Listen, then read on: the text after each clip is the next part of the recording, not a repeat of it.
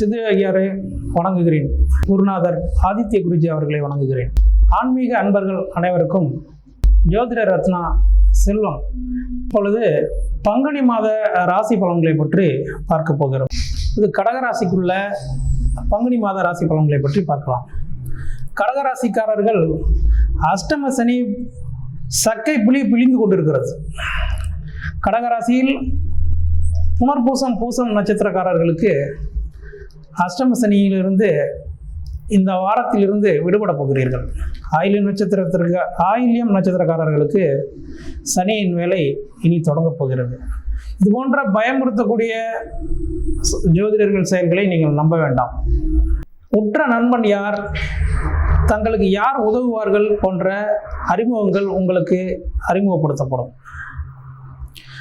ஜாமீன் கையெழுத்து போடுவது, வண்டி வாகனங்களில் செல்வது போன்ற இடங்களில் பாதுகாப்பாக இருக்கும்.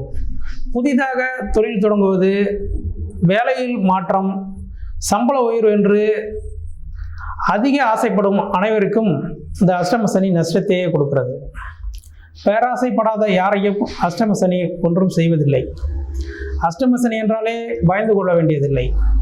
கடகராசிக்காரர்களுக்கு அதிகம் ஜோதிடம் பார்க்க வருபவர்களே இப்பொழுது கடகராசிக்காரர்களாகத்தான் இருக்கிறார்கள்.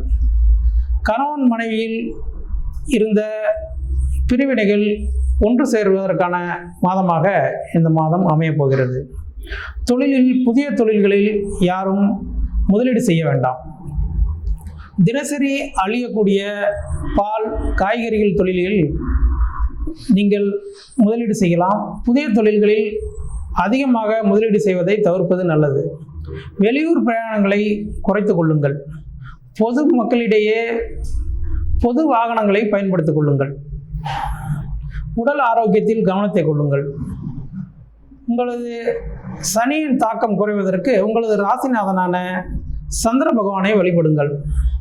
நவக்கிரகங்களில் சந்திர பகவானை வழிபட்டு உங்களுடைய பிரச்சனைகளை அந்த சந்திர பகவானிடம் வேண்டி குறைத்து கொள்ளுங்கள். பங்குனி மாதம் முழுவதும் இந்த கடகராசிக்கு ஒரு மிக சிறப்பான மாதமாகவே இருக்க போகிறது. தேர்வு எழுதக்கூடிய மாணவர்கள் அதிகம் கவனம் செலுத்தி தேர்வு எழுத வேண்டும். அஷ்டம சனியின் தாக்கம் சற்று சோம்பலைத்தான் கொடுக்கும். தேர்வு எழுதக்கூடிய மாணவர்கள் மிகவும் கவனமாக இந்த தேர்வினை எழுத வேண்டும்.